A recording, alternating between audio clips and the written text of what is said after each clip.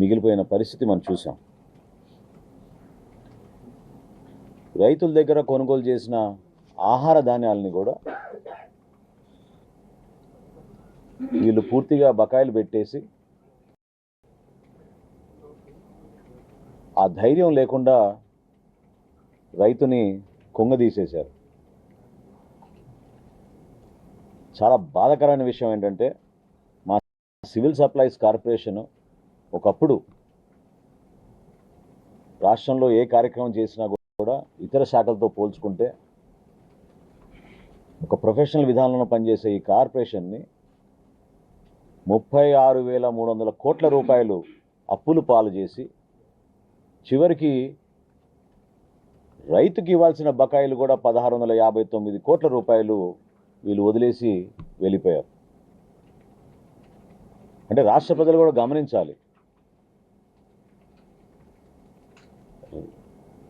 ధాన్యం సేకరించి ఆహార భద్రత కల్పించే బాధ్యత కలిగిన కార్పొరేషన్ ప్రతి సంవత్సరం మేము చేస్తున్న కార్యక్రమాల్లో కూడా వీళ్ళు తలదూర్చి అన్యాయంగా 36,300 కోట్ల రూపాయల రుణాలు చేసి డబ్బు ఇవ్వాల్సిన రైతుకు కూడా చివరికి ఆదుకోకుండా మోసం చేసి 1,659 కోట్ల రూపాయలు బకాయిలు వదిలేసి వీళ్ళు వెళ్ళిపోయారు.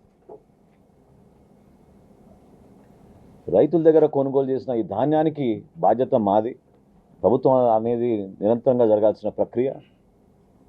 ఈ విషయం గురించి గౌరవ ముఖ్యమంత్రి గారికి అదేవిధంగా గౌరవ ఉప ముఖ్యమంత్రి గారికి వివరించినప్పుడు చాలా సానుకూలంగా స్పందించి కొంచెం సమగ్రమైన సమాచారం తీసుకొస్తే తప్పకుండా దీని గురించి మాట్లాడదామని వాళ్ళు ప్రోత్సహించినప్పుడు డిపార్ట్మెంట్ నుంచి మేము ఆలోచించి ఏ విధంగా మనం ఈ రైతుల్ని ఆదుకోవాలనే ఒక ప్రయత్నం చేసినప్పుడు గౌరవ ముఖ్యమంత్రి గారు పెద్ద మనసుతోటి 1,000 కోట్ల రూపాయలు మంజూరు చేసి రైతుల్ని ఆదుకోమని ఆయన ఆదేశాలు ఇవ్వడం జరిగింది. అందులో భాగంగా తొలి విడతలో ఈ రోజున ఈ 1,000 కోట్ల రూపాయలు రైతులందరికీ అందించే విధంగా ఒక ప్రక్రియ ప్రారంభించాం. మరో 600